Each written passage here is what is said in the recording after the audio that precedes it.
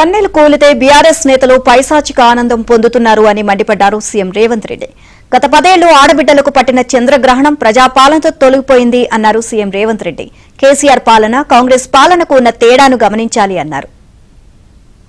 మార్పు కావాలి, ఇందిరమ్మ రాజ్యం రావాలి అని ఏదైతే నిర్ణయం తీసుకొని ఆశీర్వదించి ప్రజా పాలనను తీసుకొచ్చిండ్రో ఈ రోజు కళ్ళ కట్టినట్టుగా మార్పు ఇక్కడ పరేడ్ గ్రౌండ్ లో కళ్ళ ముందు కనిపిస్తుంది. 10 సంవత్సరాలు మా ఆడబిడ్డలకు చంద్రగ్రహణం పట్టింది. రాజధానిలో ఆడబిడ్డల ఆత్మగౌరవం తలెత్తుకొని నిలబడే విధంగా తమ శక్తిని ప్రదర్శించిందంటే చంద్రగ్రహణం అంతరించిపోయింది. ఈనాడు ఆడబిడ్డలు వెలుగులు చూస్తున్నారు, ఆడబిడ్డలు స్వేచ్ఛను చూస్తున్నారు, ఆడబిడ్డలు సంక్షేమాన్ని చూస్తున్నారు. ఈ సంఘాలను బలోపేతం చేసి ఆర్థికంగా నిలబెడతామో అప్పుడే తెలంగాణ రాష్ట్రం $1 ట్రిలియన్ ఎకానమీని మనం సాధించాలి. అంటే ఆడబిడ్డలు కోటీశ్వర్లు కావాలి. జిల్లా కేంద్రాలలో ఇందిరా మహిళా శక్తి భవనాలు ఉండాలి. మీ సమావేశాలు కార్పొరేట్ కంపెనీలతో పోటీ పడే విధంగా మహిళా సంఘాల సమావేశాలు జరగాలి. ప్రతి జిల్లా కేంద్రానికి ఇందిరా మహిళా శక్తి భవనాన్ని కేటాయించడమే కాదు, ప్రతి కేంద్రానికి 25 కోట్ల రూపాయలు కేటాయించి అద్భుతమైన భవనాలు కట్టుకోవడానికి మా ఆడబిడ్డలకి ఈ రోజు మనము నిధులు ఇచ్చుకున్నాము. 1000 మెగావాట్లు సోలార్ విద్యుత్ ఉత్పత్తి చేసి నిర్వహించి విద్యుత్ శాఖకు అమ్మే విధంగా ఈ రోజు ఒప్పందాలు చేసినాం. ఈ రోజు మా ఆడబిడ్డలకు 1000 ఆర్టీసీ ఎలక్ట్రిక్ బస్సులు అద్దెకిచ్చి ప్రతి నెల లక్షల రూపాయలు సంపాదించుకునే అవకాశం ఈ రోజు మా ఆడబిడ్డలకు వచ్చింది. అని మొదటి 5 సంవత్సరాలు ఒక్క ఆడబిడ్డను కూడా మంత్రివర్గంలో తీసుకోలేదు.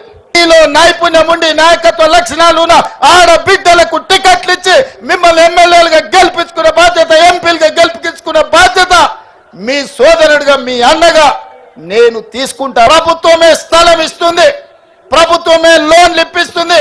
మీరే గోడౌన్లు కట్టండి, మీరే రైస్ మిల్లులు పెట్టండి, మీకు అండగా నిలబడతాం, మిమ్మల్ని వ్యాపారస్తులుగా నిలబెడతాం. 30 ఏళ్ళు పైబడిన ఆడబిడ్డల్ని కూడా అక్కల్ని పెద్దమ్మల్ని ఈ రోజు సంఘాలలో సభ్యులుగా చేయడానికి నిబంధనలు సడలించినాం. అందుకే 15 సంవత్సరాలు నిండిన ప్రతి ఆడబిడ్డను, ప్రతి చెల్లెల్ని సంఘాలలో సభ్యులుగా చేర్చండి.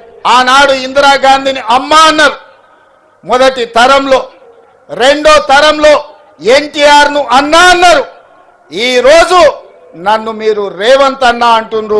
నేను మీ కుటుంబంలో సభ్యుణ్ణి. ఆనాడు ఇందిరమ్మ శక్తి, ఆ తర్వాత ఎన్టీఆర్ యుక్తి, ఈ రోజు మీ రేవంత్ అన్న స్ఫూర్తిగా తీసుకొని తప్పకుండా ఆడబిడ్డల్ని కోటీశ్వరులుగా మార్చి 1 కోటి మందిని అభివృద్ధి పదం వైపు నడిపించి తెలంగాణను $1 ట్రిలియన్ ఎకానమీ చేస్తాం. హైటెక్ సిటీ పక్కన మీరు చేసే ఉత్పత్తి, హైటెక్ సిటీ పక్కన విప్రో, ఇన్ఫోసిస్ లాంటి దిగ్గజాలైన కంపెనీలు కార్పొరేట్ కంపెనీలతో పోటీ పడే విధంగా 100 కోట్ల రూపాయల భూమి శిల్పారామం పక్కన 150 షాప్స్ తోని మీకు అందించడం జరిగింది.